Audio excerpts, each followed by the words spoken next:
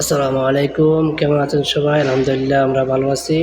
আমাদের বাংলাদেশের সরকার পতনের পর টাইমে যে হাজার হাজার মানুষ আহত নিহত হবার পরও খুনিরা আদালতে আসি জোরে কথা বলতেছে, এখনও চিৎকার দিয়ে কথা বলতেছে, ধমক দিয়ে কথা বলতেছে স্বৈরাচার হাসিনা যে দোসররা। তাহলে পুলিশ প্রশাসন দেখতেছে তাকায় তাকায়, উকিল জজ ওনারা দেখতেছে। তাইলে এনারা কিসের বলের কারণে এরকম দেখতে দেখাইতেছে? নিশ্চয়ই এখানে কোনো ঘাটতি আছে।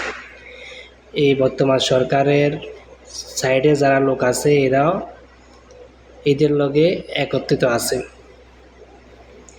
আর দ্বিতীয়ত, প্রবাসের জন্য অনেক কিছু করে ফেলতেছে বর্তমান সরকার। আসলে কি করতেছে? এখনও প্রবাসের লোক এয়ারপোর্ট যাইলে মারের শিকার হইতেছে। আজকে একটা লোকটা দেখতেছি, একটা লোককে মারে নাক তাক সব ফাটালাইছে। এটা দুঃখজনক আমাদের বাংলাদেশের জন্য।